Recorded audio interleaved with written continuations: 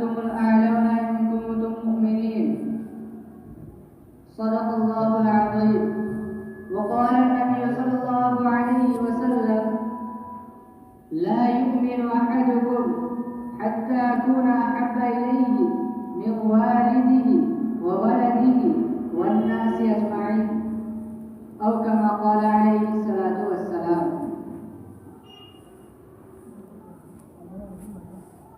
معزز سامعین، اللہ رب العزت کا بڑا احسان عظیم ہے کہ اللہ تعالیٰ نے ہمیں انسان بنایا اور انسانوں میں محمد عربی صلی اللہ علیہ وسلم کی امت نے پیدا کیا. یہ اللہ تعالیٰ کا ہمارے اوپر احسان عظیم ہے. اس احسان کا تقاضا یہ ہے کہ اللہ رب العزت کے مطابق زندگی گزارے. ہمارا چلنا پھرنا اللہ تبارک و تعالیٰ کے مرضی کے مطابق ہو جائے. یہ اس احسان کا تقاضا اور مطالبہ ہے. اس لیے کہ اللہ رب العزت نے ایک دوسری جگہ ارشاد فرمایا کہ ہم نے تمہیں کیوں پیدا کیا، پیدا کرنے کا مقصد کیا ہے، تو صاف طور پر اعلان کیا: ما خلقت الجن والانس الا لیعبدون، کہ ہم نے جنات اور انسان کو جو پیدا کیا ہے محض پیدا کرنے کا مقصد اور غایت یہ ہے کہ وہ ہماری عبادت کرے.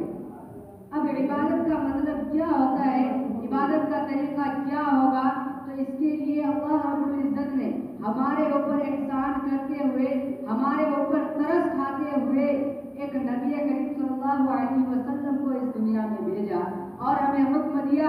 اللہ کے نبی صلی اللہ علیہ وسلم نے ارشاد فرمایا: ان کنتم تحبون اللہ فاتبعونی، کہ اللہ کی اگر تم اتباع کرنا چاہتے ہو، اگر اللہ تبارک و ان کنتم تحبون اللہ، اگر اللہ سے محبت رکھتے ہو، اگر اللہ کی محبت تمہارے دل میں ہے تو فاتبعونی، تم میری اتباع کرو. میری زندگی کو دیکھو کہ ہمارا چلنا کیسا تھا، ہمارا پھرنا کیسا تھا، ہمارے معاملات لوگوں کے ساتھ کیسے تھے، تب جا کر کے اس کا حق ادا ہو سکے گا اور اس آیت کریمہ پر عمل ہو سکے گا کہ ما خلقت الجن والانس الا لیعبدون. اے بندو، اے مسلمانوں، اے انسانوں، غور کرو، یاد رکھو کہ ہم نے تمہیں صرف اور صرف اپنی عبادت کے لیے پیدا کیا. عبادت کا مفہوم بہت وسعت رکھتا ہے اپنے اندر. صرف عبادت یہ نہیں کہ ہم نماز پڑھیں، صرف عبادت یہ نہیں کہ ہم روزہ رکھیں، صرف عبادت یہ نہیں کہ ہم حج کے لیے جائیں، یہ بھی عبادت میں داخل ہے. لیکن غرض یہ ہے کہ اگر کوئی بھی کام ہم کرتے ہیں، ہمارا کھانا بھی عبادت ہے اگر نبی کے طریقے کے مطابق ہو جائے، ہمارا چلنا بھی عبادت ہے اگر نبی کے بتائے ہوئے طریقے کے مطابق ہو جائے، ہمارا سونا جاگنا، غرض سارے کے سارے معاملات عبادت ہوگا. کب؟ اس وقت جب ہماری نیت ہوگی. انما الاعمال بالنیات وانما لکل امرئ ما نوى، یعنی اعمال کا دار و مدار نیتوں پر ہے. ہم کھانا کھاتے ہیں، کیوں کھاتے ہیں؟ ہم نے نیت یہ کر لی کہ اللہ کے نبی صلی اللہ علیہ وسلم نے ہمیں نماز پڑھنے کا حکم دیا ہے، میں کھانا اس لیے کھا رہا ہوں کہ ہمیں نماز پڑھنے میں قوت ملے گی. اور ہم نے بسم اللہ پڑھ کر کھایا، سنت کے مطابق کھایا تو ہمارا پیٹ بھی بڑھ گیا اور ہمارا یہ کھانا یہ عبادت بن گیا. ہر انسان سوتا ہے، ہر کوئی معاملات کرتا ہے، لیکن اگر یہ نیت کر لے کہ ہم معاملہ اس لیے کر رہے ہیں کہ کسب مال اللہ رب العزت کی جانب سے یہ حکم ہے، روزی کمانے کا حکم اللہ تبارک و تعالیٰ کی جانب سے ہے، اور ہم کسب مال کریں نبی کے طریقے کے مطابق، صحابہ کے طریقے کے مطابق، اس لیے کہ نبی کریم صلی اللہ علیہ وسلم کے محبت کا تقاضا یہی ہے جو کامیابی کی ضمانت ہے کہ اگر ہمارے دل میں نبی کی محبت نہیں، نبی کا طریقہ نہیں ہے تو ہم دنیا میں اور آخرت کہیں کامیاب نہیں ہیں. اس لیے کہ نبی کریم صلی اللہ علیہ وسلم نے فرمایا: لا یؤمن احدکم حتی اکون احب الیہ من والدہ وولدہ والناس اجمعین، کہ تم میں سے کوئی مومن کامل نہیں ہو سکتا، کوئی پکا سچا مسلمان اس وقت تک نہیں ہو سکتا جب تک کہ اس کے مال و اسباب، اس کے گھر بار، ساری چیزوں سے زیادہ محبوب میں نہ ہو جاؤں. اہل و عیال سے زیادہ محبت وہ ہم سے کرنے لگے تب اس بات کی گارنٹی ہے کہ وہ پکے سچے مومن ہیں. اگر ہماری محبت پر بیوی کی محبت غالب آ رہی ہے، ہماری محبت پر بچے کی اولاد کی محبت غالب آ رہی ہے، تو یاد رکھو میرے بزرگوں دوستو، ہم نبی کریم صلی اللہ علیہ وسلم کی محبت کے مطابق زندگی نہیں گزارے، ان کے پسند کے مطابق زندگی نہیں گزار رہے ہیں، جس کی بنیاد پر اب نتیجہ بھی وہی ہوگا کہ ظہر الفساد فی البر والبحر بما کسبت ایدی الناس۔ اللہ کا فرمان ہے کہ اگر تم دنیا میں فتنہ و فساد کرو گے، نبی کے طریقے کے مطابق زندگی نہیں گزارو گے، اس راستے سے ہٹ جاؤ گے، نبی کی محبت تمہارے دل میں نہیں ہوگی، تو ظہر الفساد فی البر والبحر بما کسبت ایدی الناس، کہ تمہارے اوپر ہم بادشاہوں کو مسلط کر دیں گے، ایسے بادشاہوں کو مسلط کریں گے جو تمہارے درمیان آ کر تمہیں ماریں گے، تمہیں پیٹیں گے۔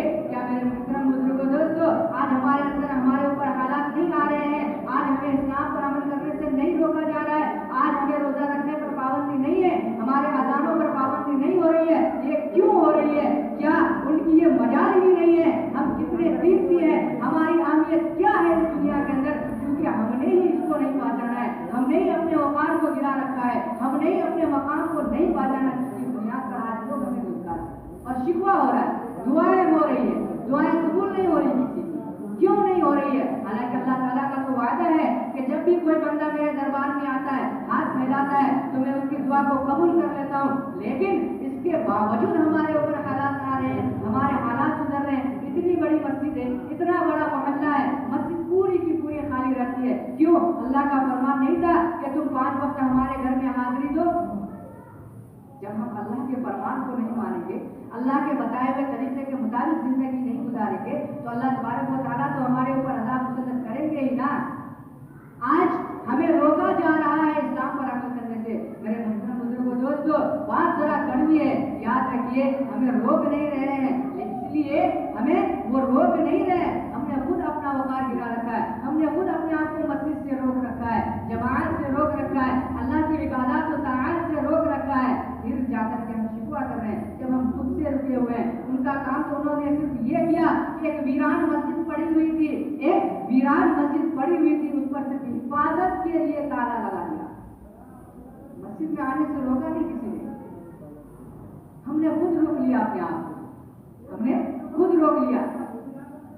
آج ہمارے اندر علماء کی قدر نہیں ہے، دین کی قدر نہیں ہے۔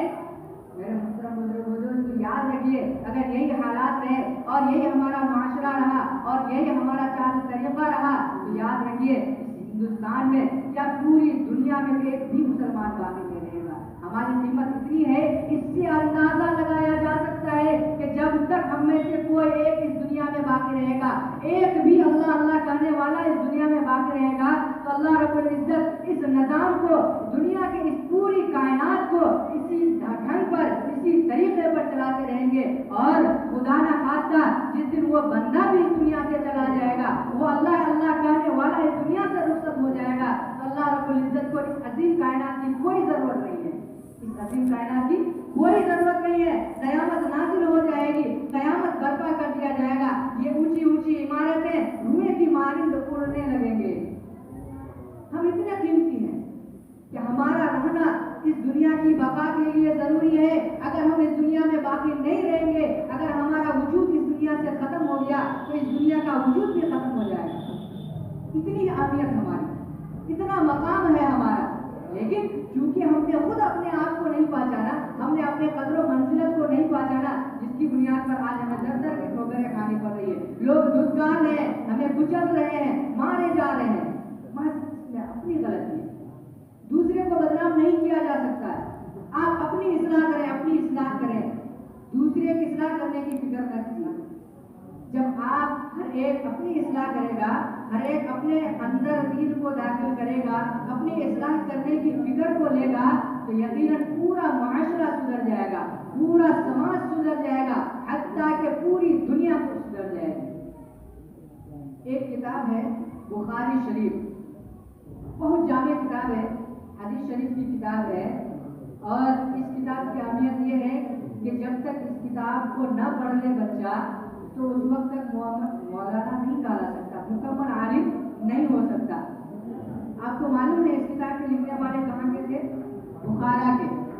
اس کتاب کو لکھنے والے بخارا کے رہنے والے تھے، اور بخارا کے رہنے والے ایسے ایسے بہت بڑے قدامور علماء کرام گزرے ہیں، لیکن آج سمرقند اور بخارا کا حال یہ ہے کہ وہاں ایک بھی اللہ کا نام لینے والا باقی نہیں ہے، ایک بھی اللہ کا نام لینے والا باقی نہیں ہے۔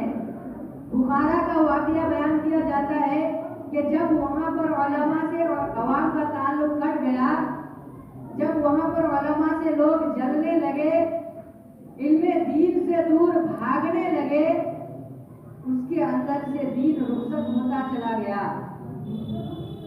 اس کے اندر سے دین رخصت ہوتا چلا گیا۔ اسلام کے احکام کیا ہے ان کو معلوم ہی نہیں۔ اتنی بری حالت ہو گئی، اتنی بری حالت ہو گئی کہ جب 10 مسلمان وہاں پر روڈ پر چلا کرتے، کوئی ایک عورت بولتی کہ تم مسلمان ہو، اسلام کے ماننے والے ہو، تم واجب القتل ہو، تم یہیں رکو، میں آتی ہوں گھر سے تلوار لے کر، تو اس کی یہ ہمت نہیں ہوتی، اس کے اندر اتنی جرأت نہیں ہوتی کہ وہاں سے ہٹ جاتے۔ وہ انسان، وہ جماعت، وہ سارے 10 کے 10 لوگ وہیں کھڑے رہتے، وہ عورت گھر جاتی، تلوار لے کر آتی اور سب کا قتل کرتی۔ اتنی بزدلی، اتنا خوف ان کے اندر داخل ہو گیا تھا۔ کیوں؟ یہ اس وجہ سے تھا کہ ان کا تعلق علماء سے کٹ گیا، خانقاہوں سے اس کا تعلق کٹ گیا، مدرسوں سے ان کا رابطہ منقطع ہو گیا، جس کی بنیاد پر اسلام کیا سکھاتا ہے، اسلام کی تعلیم کیا ہے، یہ کوئی چیز معلوم نہیں رہی، جس کی بنیاد پر یہ ہو گیا۔ وہ خود دین سے دور ہوتے چلے گئے، دین سے دور ہوتے چلے گئے، اتنا دور ہو گئے، اتنا دور ہو گئے کہ انہیں پتا تک نہیں، صرف نام کے مسلمان ہو گئے۔ اور بڑی تعجب کی بات یہ ہے کہ آج نام سے بھی پتا نہیں چلتا ہے کہ یہ دین اسلام کو ماننے والا ہے یا کسی اور مذہب سے تعلق رکھتا ہے، نام سے بھی نہیں معلوم ہوتا ہے۔ بہت سارے لوگ آتے ہیں، پوچھتے ہیں مفتی صاحب کوئی نام بتا دیجیے قرآن سے ہونا چاہیے، کوئی ایسا نام بتائیے جو قرآن سے ہونا چاہیے۔ تو فرعون نام رکھ لو، نمرود نام رکھ لو، قرآن میں تو آیا ہے، فرعون کا بھی ذکر آیا، نمرود کا بھی ذکر آیا۔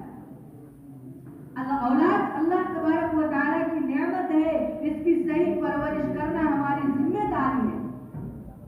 اگر آج سے ہم ان کی فکر نہیں کریں گے، ان کے آخرت کو نہیں سنواریں گے، تو کل قیامت کے دن جب یہی بچہ اللہ کے دربار میں حاضر ہوگا تو ہمارا کالر پکڑے گا، ابا جان ہم نے آپ کے گھر میں پیدا ہوا تھا، آپ نے اللہ کے نبی کے بارے میں ہمیں کیوں نہیں بتایا، دین اسلام کے بارے میں ہمیں کیوں نہیں بتایا؟ اس لیے کہ نبی کریم صلی اللہ علیہ وسلم کا ارشاد ہے، کلکم راعٍ کلکم مسئول عن رعیتہ، کہ تم میں کا ہر ایک ذمہ دار ہے، اور ہر ایک جب ذمہ دار ہے تو اس کی ذمہ داری پوچھی جائے گی، اس کے ماتحت کے بارے میں سوال کیا جائے گا کہ تمہارے ماتحت چند لوگ تھے، تم نے انہیں دین کے بارے میں کیوں نہیں بتایا، شریعت کا علم اس نے کیوں نہیں سکھایا۔ طلب العلم فریضۃ علی کل مسلم، کہ علم حاصل کرنا، اتنا علم حاصل کرنا جس سے حلال و حرام کی تمیز ہو جائے، یہ حلال ہے یہ حرام ہے ہر ایک جان جائے، اتنا علم حاصل کرنا یاد رکھیے گا فرض ہے۔ باقی آگے کی پڑھائی، ڈاکٹر بننا، انجینئر بننا، مفتی بننا، قاضی بننا، یہ سارے کے سارے فرض کفایہ ہیں، یہ فرض عین نہیں ہے۔ اس لیے میرے محترم بزرگوں دوستو، عرض کرنے کا مقصد انتہا یہ ہے کہ آپ دوسرے کی اصلاح کرنے کی فکر نہ کریں، ہر ایک یہ سوچے کہ ساری کی ساری کمی، کوتاہی، برائی، ہر چیز میرے اندر ہے، لیکن مایوس ہونے کی ضرورت نہیں ہے۔ لا تیأسوا من روح اللہ، اللہ کی رحمت ہمیشہ جوش میں رہتی ہے، اللہ کی رحمت سے مایوس ہونے کی ضرورت نہیں ہے۔ اللہ کے دربار کا دروازہ ہر وقت کھلا رہتا ہے، اس لیے کہ اللہ نے فرمایا لا تیأسوا من روح اللہ، اللہ کی رحمت سے ناامید نہ ہو جاؤ۔ اور نبی کریم صلی اللہ علیہ وسلم نے ارشاد فرمایا الانسان مرکب من الخطأ والنسیان، کہ انسان گناہوں کا پتلا ہے، انسان ہونے کے ناطے گناہ کریں گے، لیکن گناہ کرنا یہ کوئی بری بات نہیں ہے، گناہ کرنا کوئی بری بات نہیں ہے۔ انسان ہونے کے ناطے ہر ایک گناہ کرتا ہے، گناہ کرے گا، لیکن باکمال اور صحیح انسانیت اس کے اندر ہے کہ جو گناہ کرتا ہے، گناہ کو گناہ سمجھ کے کرتا ہے، پھر اس کے ہدایت کی امید کی جا سکتی ہے۔ گناہ سمجھ کر گناہ کرتا ہے، ایک نہ ایک دن اللہ کے دربار میں حاضر ہوگا، اللہ کے دربار میں حاضر ہو کر اپنے گناہوں کا اعتراف کرے گا، گناہوں کی معافی مانگے گا، اور اللہ تعالیٰ کا وعدہ ہے کہ التائب کمن لا ذنب لہ، کہ جب انسان اپنے گناہوں کا احساس انسان کو ہو جاتا ہے، وہ اپنے گناہوں کا اعتراف اللہ کے دربار میں کرنے لگتا ہے، معافی مانگتا ہے اور آئندہ نہ کرنے کا عزم کرتا ہے، تو اس کو ایسا کرتے ہیں، ایسا کر دیتے ہیں التائب کمن لا ذنب لہ، کہ توبہ کرنے والا ایسا ہے گویا کہ اس نے کوئی بچے کی طرح ہو جاتا ہے. جو بچہ پیدا ہوتا ہے دودھ کا دھلا ہوا ہوتا ہے, کوئی گناہ, کوئی داغ, کوئی دھبا اس کے جسم میں نہیں لگا ہوا ہوتا ہے, وہ بے گناہ ہوتا ہے. ٹھیک اسی طرح یہی کیفیت, یہی حال اس انسان کا ہوتا ہے جو رات کی تنہائی میں اور جو وقت ان کو میسر ہو جائے اللہ کے دربار میں حاضر ہوتا ہے, اللہ کے دربار میں حاضر ہو کر اپنے گناہوں کا اعتراف کرتا ہے, معافی مانگتا ہے, تو اللہ تعالیٰ اسے گناہوں سے دھو دیتے ہیں. تو ظاہر سی بات ہے زیادہ وقت نہیں ہے, میں آپ کا زیادہ وقت نہیں لوں گا. تھوڑی سی بات, ایک دو بات کر کے میں رخصت ہو جاؤں گا کہ ابھی شروع میں نے جو آیت کریمہ کی تلاوت کی تھی, آیت وَأَنْتُمُ الْأَعْلَوْنَ إِن كُنتُم مُؤْمِنِينَ, جس کی جانب اشارہ کر رہا ہے کہ بادشاہت, حکومت, ساری کی ساری چیزیں تمہارے لیے ہے. اس دنیا کو میرے مسلمان بھائیوں, اس دنیا کو اللہ تعالیٰ نے صرف اور صرف ہمارے لیے بسایا ہے. ہم جب تک ہیں اس دنیا کا قیام ہے, جب ختم ہو جائیں گے تو اس دنیا کا وجود بھی ختم ہو جائے گا. جو انتم الأعلون ان کنتم مؤمنین, کیا ہے, بادشاہت, سربراہی, حکمرانی, ساری کی ساری چیزیں تمہارے لیے ہے.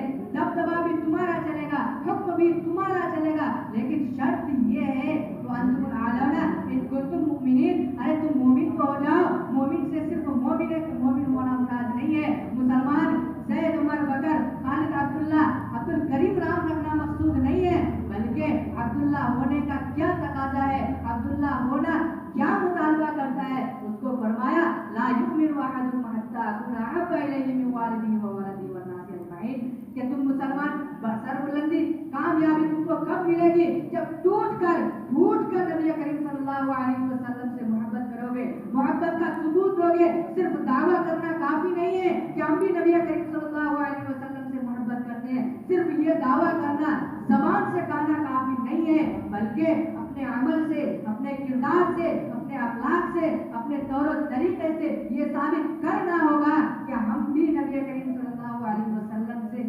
محبت کرتے ہیں. یہ بتانے کی ضرورت نہیں ہے کہ ہمارے اندر نبی کریم صلی اللہ علیہ وسلم کی محبت ہے, بلکہ اثر جو ہوتا ہے نا, اثر اپنا تعارف نہیں کراتا ہے. جب اس کے قریب لوگ جاتے ہیں معلوم ہو جاتا ہے یہ اثر کی دکان ہے اور یہ کس چیز کی دکان ہے. اس لیے ہمارے کردار میں نبی کریم صلی اللہ علیہ وسلم کی محبت جھلکنی چاہیے. ہمارے افعال و کردار میں اور ہمارے معاشرے میں, ہمارے سماج میں, ہماری سوسائٹی میں صحابہ کا طور و طریقہ جھلکنا چاہیے. تب جا کر کے ہمیں سربلندی ملے گی. اور وانتم الأعلون ان کنتم مؤمنین, اس لیے کہ جب ٹوٹ کر محبت کریں گے, ہماری زندگی نبی کریم صلی اللہ علیہ وسلم کے طریقے کے مطابق گزرے گی, ہمارا چلنا نبی کریم صلی اللہ علیہ وسلم کے طریقے کے مطابق ہوگا. اس لیے کہ نبی کریم صلی اللہ علیہ وسلم کا ارشاد ہے کہ اسلام ایسا کامل مذہب ہے جو ہر جگہ, ہر وقت, ہر لمحہ ہماری رہنمائی کرتا ہے. کوئی ایسا موقع, زندگی کا کوئی ایسا لمحہ نہیں ہے جہاں پر ہمیں شریعت کی رہنمائی نہیں ملتی ہو. شریعت ہمارا ہاتھ پکڑ کے لے جاتی ہو اور وہاں جا کر چھوڑ دیتی ہو, اور آگے ہمیں نہیں سمجھ میں آتا کہ اب شریعت کا اس جگہ کیا مطالبہ ہے. کوئی ایسی جگہ ہے ہی نہیں, کوئی ایسا لمحہ ہے ہی نہیں. ہر جگہ, ہر وقت ہماری شریعت رہنمائی کرتی ہے. ہم معلوم تو کریں, شریعت کے طریقے کے مطابق اپنے آپ کو چلائیں تو صحیح, شریعت کے مطابق زندگی کو گزاریں. شادی بیاہ, چلنا پھرنا, سارا کا سارا معاملہ, تجارت, کسی چیز کی بھی ہمارے یہاں شریعت نہیں کرتی ہے. ہر چیز کی اجازت شریعت دیتی ہے, ہر چیز کی اجازت اسلام میں ہے, لیکن طریقے کے مطابق, دائرے میں رہ کر, حدود میں رہ کر. اگر حدود سے باہر جائیں گے تو وہ شریعت کے خلاف ہوگا. نبی کریم صلی اللہ علیہ وسلم کو تکلیف ہوا کرے, نبی کریم صلی اللہ علیہ وسلم کو اور اگر تکلیف ہو گئی, اور خدا نہ خواستہ اس وقت جب سارے لوگوں کی حاضری میدان محشر میں ہوگی, اللہ رب العزت کے سامنے پیشی ہوگی, نبی کریم صلی اللہ علیہ وسلم کے حوض کوثر پر ملاقات ہوگی. اگر خدا نہ خواستہ اللہ کے نبی نے ہمیں پہچاننے سے انکار کر دیا, اللہ کے نبی نے ہم سے چہرہ موڑ لیا, اپنے رخ انور کو ہم سے پھیر لیا, تو میرے محترم بزرگوں, دوستوں, یاد رکھیے اس وقت ہمارا حشر کیا ہوگا. ہم سوائے یہ کہ جہنم کے گڑھے میں ڈال دیا جائے, اس کے علاوہ ہمارے پاس کوئی چارہ نہیں ہوگا, کوئی چارہ نہیں ہوگا. اس لیے آج سے اپنے اصلاح کی فکر کریں, اپنے افعال پر اور اپنے کردار پر نظر ڈالیں. دوسروں کی عیب جوئی کرنے کی کوئی ضرورت نہیں ہے. یہ سمجھیں کہ ہم سے ہی غلطی ہو رہی ہے, وہ تو بے نیاز ہے, وہ تو گناہوں سے پاک ہے. اس لیے کہ نبی کریم صلی اللہ علیہ وسلم کا یہ بھی تو ارشاد ہے کہ دین کے معاملے میں اپنے سے اعلیٰ دیکھو یعنی جو تم سے زیادہ عبادت کرتا ہے، جو تم سے زیادہ دین کے معاملے میں آگے ہے، ان کو دیکھو، اور دنیا کے معاملے میں ان کو دیکھو جو تم سے غریب ہے، لاچار ہے، تمہیں تو 2 وقت کی روٹی نصیب ہوتی ہے۔